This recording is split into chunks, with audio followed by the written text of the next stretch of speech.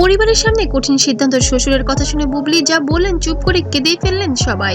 বন্ধুরা, আজকের ভিডিওটি শুরু করার আগে অনুরোধ শেষ পর্যন্ত দেখবেন, কারণ আজকে যে ঘটনাটি তুলে ধরছি সেটা শুধু শোবিজের খবর নয়, একটা পরিবারের ভেতরের কান্নার গল্প। পরিবারের সামনে কঠিন সিদ্ধান্ত, শ্বশুরের মুখে থেকে বের হওয়া কিছু কথা, আর সেই কথার জবাবে বুবলি যা বললেন, পুরো ঘর নিস্তব্ধ, কেউ চোখে পানি ধরে রাখতে পারেনি। কি হয়েছিল সেই মুহূর্তে সবটাই জানতে ভিডিওটি শেষ পর্যন্ত দেখুন। ঘনিষ্ঠ সূত্রে জানা যায়, কয়েকদিন ধরেই পরিবারে চলছিল চাপা উত্তেজনা, বিভিন্ন গুঞ্জন, আলোচনা আর সিদ্ধান্তের দরকার। সব মিলিয়ে পরিবারের বয়োজ্যেষ্ঠদের উদ্যোগে ডাকা হয় একটি পারিবারিক বৈঠক। এই বৈঠকের উপস্থিত ছিলেন পরিবারের সিনিয়র সদস্যরা, ঘনিষ্ঠ আত্মীয়, আর মাঝখানে নীরব চিন্তিত মুখে বসেছিলেন বুবলি। কেউ ভাবেনি এই বৈঠক শেষ আর কি কি হয়েছে। Let's have a look. ওনার আসলে সমস্যা আছে, ওনার চিকিৎসা করা দরকার। বুবলির তরফ থেকেও এক ধরনের একটি কথা শুনতে পেলাম যে কেন স্ত্রী বলা হলো, বা এই ধরনের একটা নিউজ আমরা মিডিয়াতে দেখলাম, কি বলবেন? বলেছে কেন স্ত্রী বলা হ্যাঁ, হলো? কেন স্ত্রী বলা হলো? তাহলে এই তো সে হবে কান্নায়। এক পর্যায়ে কথা বলতে শুরু করেন শ্বশুর। ঘরের পরিবেশ তখন খুব ভারী ছিলেন, কিন্তু শান্ত কণ্ঠে বললেন, প্রতিটি শব্দ ছিল ভীষণ গভীর। শ্বশুরের বক্তব্যের পর স্বরমর্ম ছিল, পারিবারিক মানে সম্পর্ক না দায়িত্ব, সিদ্ধান্ত নিতে হয়, শক্ত হয়। এই এক কথাই বুবলির চোখে পানি চলে আসে। ঘরে তখন নিস্তব্ধতা, কারো মুখে কোনো কথা নেই।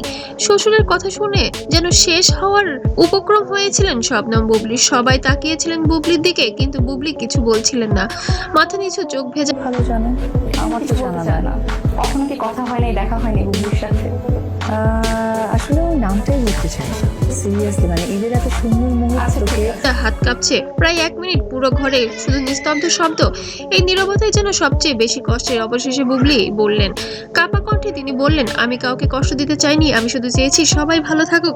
এই কথা বলেই তিনি আর নিজেকে ধরে রাখতে পারেননি, চোখের দিকে পানি গড়িয়ে পড়ে, কণ্ঠ রুদ্ধ হয়ে আসে। এই মুহূর্ত পরিবারের একজন সদস্য মুখ ফিরিয়ে দেন, আরেকজন চোখ মুছতে মুছতে থাকেন, কেউ কেউ চুপচাপ মাথা নিচু করে বসে থাকেন। ঘরের সবাই কেঁদে ফেলেন। কান্নার মাঝেই আসে সেই কঠিন